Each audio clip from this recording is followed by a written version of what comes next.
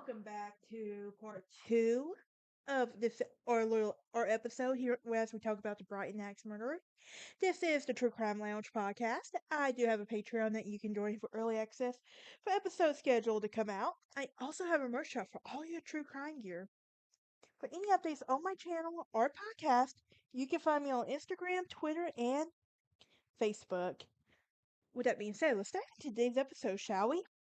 Today we're going to be talking about Edward Larrabee, more about the timeline, and the conclusion of this case. This is a short part episode, and I do kind of enjoy that because, it's been a stressful few weeks. Working two jobs, yeah, I know. If you know, you know. Um, but here we are. Now, before dying from ALS, Edward Larrabee, a career criminal who had been locked up on charges of attempted murder, robbery, and sexual abuse, wrote in a confession claiming that he killed Kathy Krauseneck. Authorities said that Larrabee's confession was riddled with errors that didn't match up to the facts of the case. And Larrabee mischaracterized Kathy as a brunette and a heavy set. He said that he sexually assaulted her and then killed her, but investigators at the scene found no evidence of sexual abuse. Due to the inconsistencies, the prosecutor said that authorities did not take action. Now, in 2015, the case is reopened by the FBI. It would happen in April 2015 in direction of the former Brighton Police Chief Mark Henderson.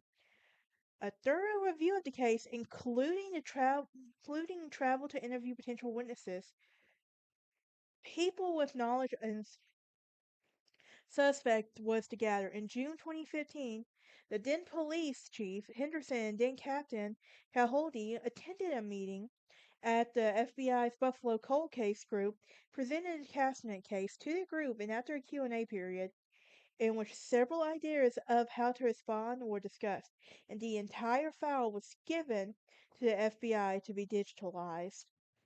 Now, Chief Henderson contacted Kathy's family to let them know the new status of the case. Um, in April 2016, investigators would interview with Jim Krauseneck again. Now, the Brighton investigators Mark Libertor and Stephen Hunt would pay Jim a surprise visit at his home in Gig Harbor, Washington, for an interview. And during the interview, Detective Libertor asked him outright if he had something to do with his wife's death. And after Jim told him he didn't kill Kathy, he said he disagreed and thinks he did do it. In 2018, authorities contacted pathologist Dr. Michael Baden and and they would have a press conference related to a private autopsy of. And keep in mind, this doctor was at a press conference that was related to the private autopsy of Jeffrey Epstein. He didn't kill himself. We know that, right? That's. I know someone's gonna argue my opinion, but he did not kill himself.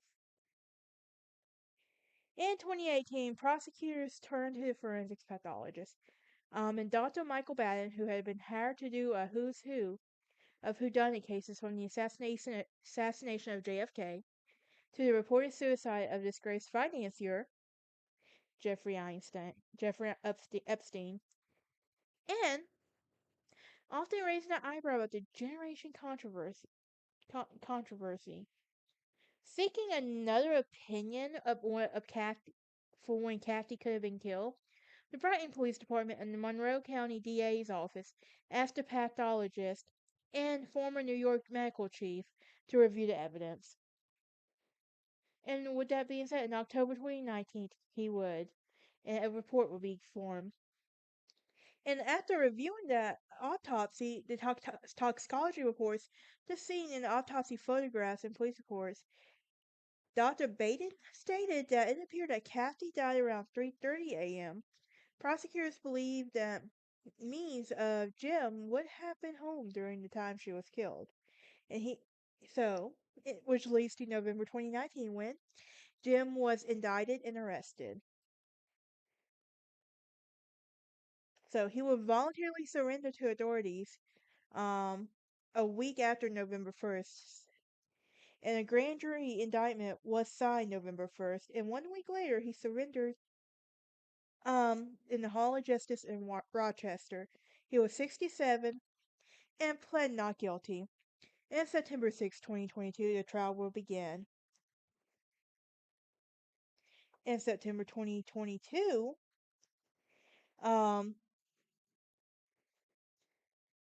he, 40 years later, Kathy, 40 years after Kathy was killed in her sleep, her husband Jim was stand trial for her murder. And the Monroe County DA, Sandra Jolie, insists that she absolutely no doubt that Jim killed Kathy. And the defense attorney, Bill Easton, would say that his client is innocent as he would tell 48 hours. There is really no evidence that Jim Krauseneck killed his wife. Now, the expert shoe witness is called to the stand in September 2022. And the crime scene photo shows a pair of boat boots, like her husband was known to wear by Kathy's bed. And the shoes were never tested. 40 years later, detectives believe that the fake shoe print in the garbage bag was made by those boat shoes. And the prosecutors would call an expert witness to testify that the footprint inside the trash bag was from a special footwear, a boat shoe. And the pair was captured in one of the 1982 crime scene photographs in the bedroom, but the shoe Krasnick wore back then were not tested, so, and if they were a match. Jim's lawyer said investigators had the wrong theory and the wrong man. This would lead to closing arguments September 22nd, 2022.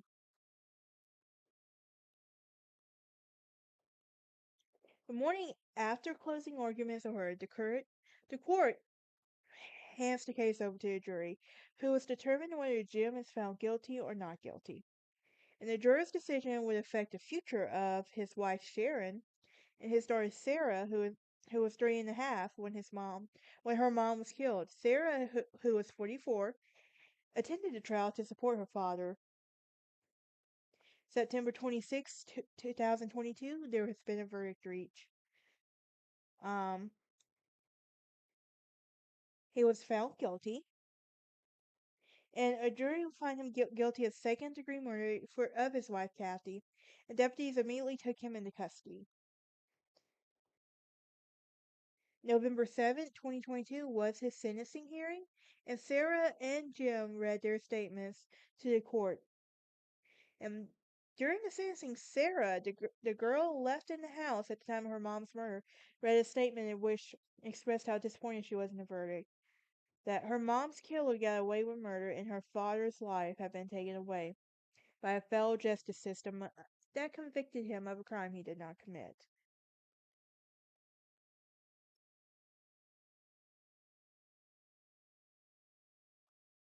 The judge sentenced him to 25 years in prison.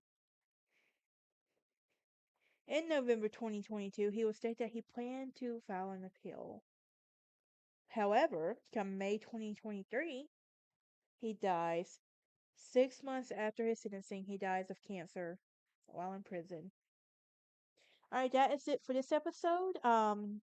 Join me next time as we talk about Larry Gene Bell.